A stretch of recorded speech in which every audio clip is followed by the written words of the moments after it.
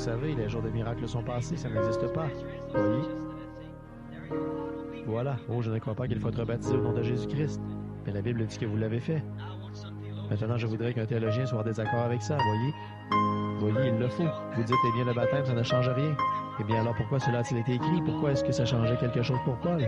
Pourquoi est-ce que ça changeait quelque chose pour tous les autres? Soit que vous êtes baptisé, la Bible dit, vous portez un nom qui dit que vous vivez, et vous êtes mort. Car il n'y a sous le ciel aucun autre nom qui a été donné. Pourquoi voulez-vous prêcher en ce nom, prier en ce nom et tout le reste, mais quand vous venez au baptistère, vous le rejetez? Ah oui.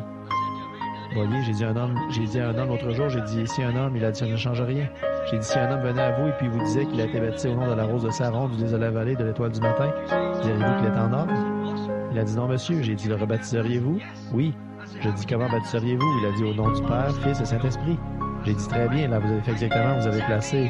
Si vous appelez cela des noms, vous avez fait la même chose que lui quand il disait rose de Saron, Lys de la vallée et l'étoile du matin.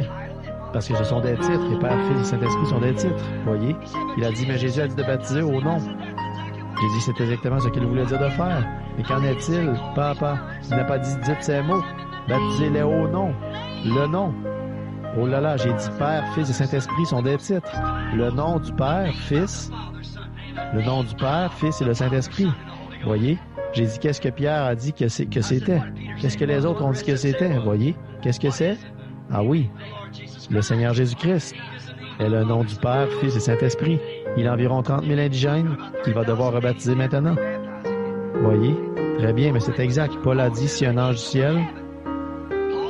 Paul a dit à ces gens qui n'étaient pas baptisés au nom de Jésus-Christ, Acte 19:5, que pour recevoir le Saint-Esprit, il devait venir. Même s'il poussait des cris, louait Dieu et faisait de grandes choses, il a dit qu'il devait revenir se faire rebaptiser au nom de Jésus-Christ. Après que Jean-Baptiste les eut baptisés, il devait revenir et être rebaptisé. Et il a dit dans Galates 1:8, si un ange du ciel vous enseigne autre chose que ce que je vous enseigne, qu'il soit anathème. Oui, monsieur. Donc nous devons nous en tenir strictement à cette parole, à chaque mot qu'elle contient. Voyez? Remarquez. Oh, soyez sans faille, soyez absolument sûr. S'il y a le moindre doute dans votre esprit, vous feriez mieux de le redresser maintenant. N'attendez pas jusque-là, il est trop tard.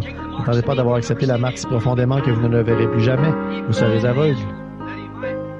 Il aveugle Israël pour qu'il puisse manifester sa parole. Il fait la même chose aux gens des nations parce que les voilà qu'il s'y dirige exactement comme les autres l'avaient fait à l'époque. Remarquez, Ève a rejeté et a renoncé à ses droits. Après avoir vu la parole confirmée par Dieu, ce qu'il avait fait, elle l'a rejeté et a renoncé à ses droits. La même chose qu'ils ont fait à Nicée, Rome. Et c'est la même chose qu'ils font maintenant au Conseil des Églises, très exactement. Frères, de la Genèse à l'Apocalypse, c'est la même chose. C'est ce qu'Israël a fait. C'est ce que Pilate a fait. C'est ce que toute la chose a fait. Toujours, depuis hier jusqu'à maintenant. La même chose.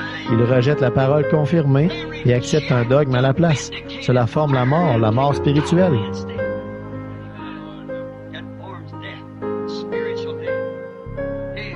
Mort. La parole est encore prêchée aux morts, exactement. Elle ne le sera pas pendant le millénium, là, voyez, on leur a déjà prêché. Ils sont peut-être en train de la recevoir en ce moment, voyez. Les fils de Caïn, qui étaient le produit de l'incrédulité à l'égard de la parole de Dieu, les fils de Caïn se sont moqués du message du prophète Noé. Avez-vous remarqué ça? Par la parole de Dieu, il avait amené le jugement prédit. Il y avait des signes évidents, des signes confirmés qui montraient que le temps était à sa fin. Et les fils de Caïn s'en sont moqués.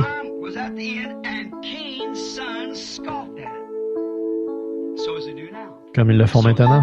C'est ce qu'ils ont fait au temps de Jésus, c'est ce qu'ils ont fait tout au long des âges. Ça a toujours été, ils s'en moquent et la ridiculisent. Il a dit, dans les derniers jours, il y aura des moqueurs qui diront, ça n'a pas changé dans le temps, depuis que nos pères se sont endormis. Voyez, vous voyez?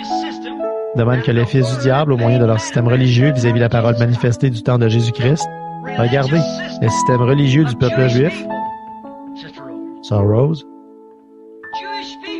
Le peuple juif qui aurait dû savoir ce qu'il en était, et leur système les a amenés à rejeter et à se moquer de la parole de Dieu, qu'ils prétendaient croire, rendue manifeste.